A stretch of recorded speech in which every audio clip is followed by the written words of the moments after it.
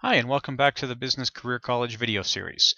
In this video, we're going to look at old age security.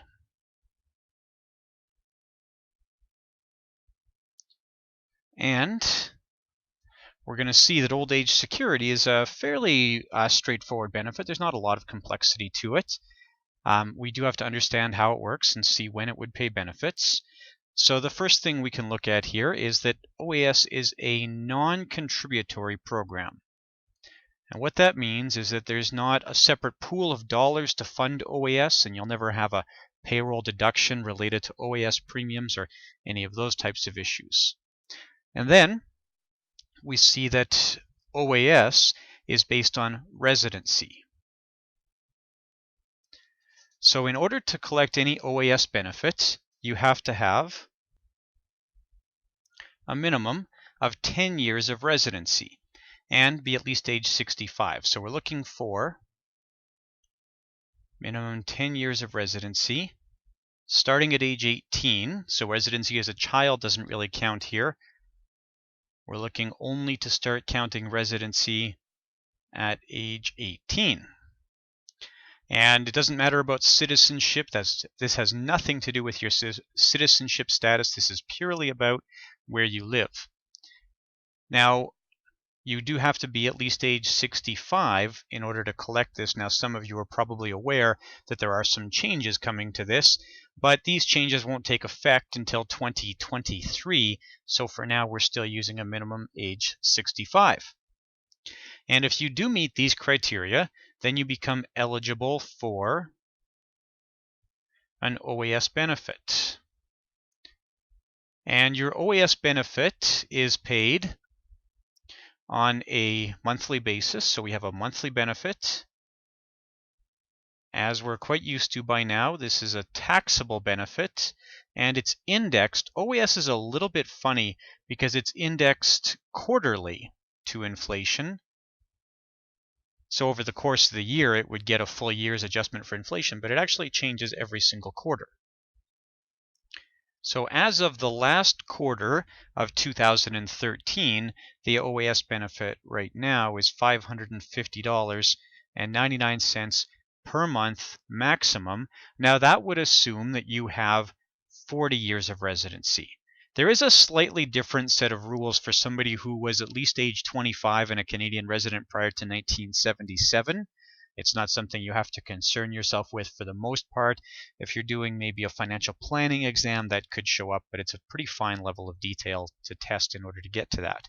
So with 40 years of residency, you would have the maximum, and then anything less than that, you would have something less. So let's say we have, just to keep it easy here, let's say we have somebody with 25 years of residency out of a possible 40. So they would qualify for 25/40ths, or 62.5% of that $550.99. This person would qualify for a benefit of $344.37. And that would still be taxable and it would still be indexed to inflation, but it's not going to grow to meet these extra years of eligibility either. So this person is going to obviously continue living in Canada after they start collecting this, but they're not going to have their benefit increase by the missing 2.5% per year. They're just going to be stuck at that $344.37, although it'll be indexed. Now, you do have to have a minimum 10 years of residency if you want to collect this. 20 years. You have to have a minimum of 20 years of residency if you want to collect this while you're a non-resident.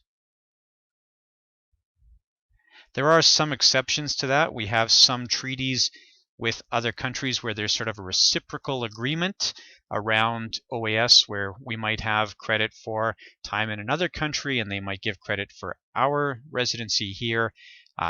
Really, this is something that you look at on a very case-by-case basis. Now, OAS is subject to some changes that we are dealing with right now. So the first thing is, similar to what we can have with Canada Pension Plan, you can actually wait. So you can actually wait up to an extra 5 years after you become eligible. And if you do wait up to an extra 5 years, you're going to have an increase, again, very similar to what we see with Canada Pension Plan, of 0.6% per month. So not identical to CPP, but very similar, that you wait. So if we have somebody who waits all the way to age 70, they'll have no benefit between 65 and 70, but then they'll have, that's 5 years times 12 months times 0.6%. That would be a 36% increase to the scheduled OAS benefit. So they would have their benefit increased by a pretty generous 36%. Okay, so then a well-known feature of old age security is the clawback. And we'll come back to some of the changes in a second as well. The other set of changes we have to look at doesn't start taking effect until 2023. We're going to look at the clawback first. So the old age security clawback is going to apply only to somebody who has very high income in retirement. So here's my case study. We have somebody who has income of, let's say, $90,000. And that's net income, so that's our line 236 income, which would be all of your income less your deductions from income. Okay, and that's going to be then at $90,000, about $70,000 is the threshold. So we have about a $70,000 threshold. That threshold does change every single year, but that's about where it's at right now. And you would be given that on an exam. You're not going to be expected to memorize what the threshold is, and it's especially difficult because it does change every single quarter when the OAS benefit changes. So let's say that this is the income at age 66. So at age 66, this person is a full $20,000 over the threshold. So now what happens is we take that $20,000 and we apply 15%. That's the figure you do have to know for an exam. That's something that I would suggest you should be carrying around in your head as you're preparing for any financial services exam. So now this person we can see is $3,000 over, or $250 over per month. So if they would have qualified for the $344.37 that we see over here, we would just take that $344.37, we would carve out that $250, and we would have $94.37. That would be the remaining OAS benefit. Now, we did this calculation at age 66, so this would adjust the benefit at age 67. So this would be their age 67 benefit. And then at age 67, we would do the calculation again for 68 and so forth. And there is a little bit of a funny here where if you have a year where you have an exceptional amount of income, your income is quite high just because of maybe selling a business or some activity like that, you can actually apply on a one-off basis to have your OAS clawback applied to the current year's income. But if it's going to be a recurring thing, so if income for this person is going to generally be around $90,000 a year, they would just have the clawback calculation done each year, and it would adjust their income in the their OAS benefit in the following year.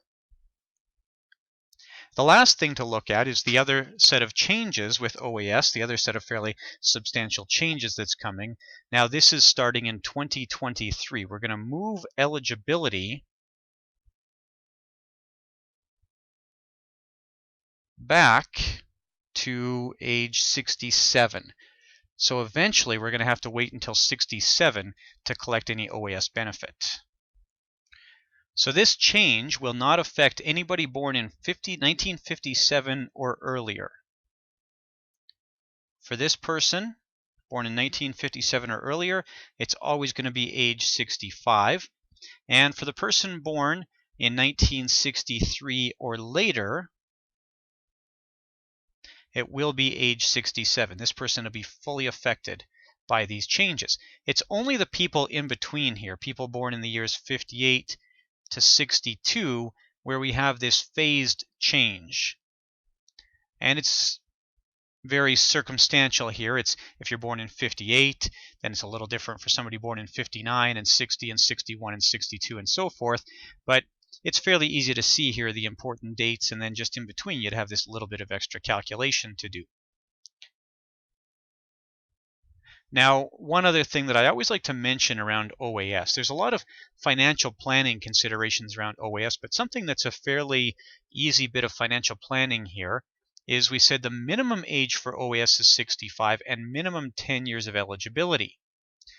So what if I have somebody who comes to Canada for the first time at the age of 57? So this person comes to Canada at age 57, and they've never had any residency here before. So now they start counting their residency at age 57. So when they get to 65, they have an issue here where they don't yet have 10 years of residency. So they're not OAS eligible. But what they can do is they can wait an additional 2 years, wait until age 67. At age 67 now, they will have their 10 years of eligibility, and then they can apply for OAS. They won't get a huge benefit. They would have only, if we just look down to the bottom left here, they would have only 10 years of eligibility. That'd be 1/4 of that benefit, but still, that's an OAS benefit that they otherwise wouldn't have access to. Now, that person would have to wait an ongoing period after age 67 in order to get this bump. They have to wait this extra 5 years starting when they become eligible for old age security. With old age security, there's no disability benefits, there's no death benefits, there's no built-in splitting, although one thing you'll often hear about with OAS is that we want to split income between spouses in order to maximize eligibility for the OAS benefit, that is to get away from the clawback. So there's a lot of planning done around the clawback. Whether that's an effective place to plan or not is a secondary issue. We can look at that when we get into some more detailed financial planning discussions. So I hope that helps. OAS is often considered the first pillar of retirement income. It's a very easy program to have access to if you've lived in Canada for a relatively long time as an adult. You're going to get a decent OAS benefit, although it's not going to be enough. We said $550 a month or thereabouts. It's not going to be enough to have a comfortable retirement on it any stretch by itself. It is a common enough benefit that you do have to have good awareness of it. Virtually everybody is going to be concerned about OAS at some point in their lifetime. I hope that helps. Enjoy your ongoing studies. Thank you.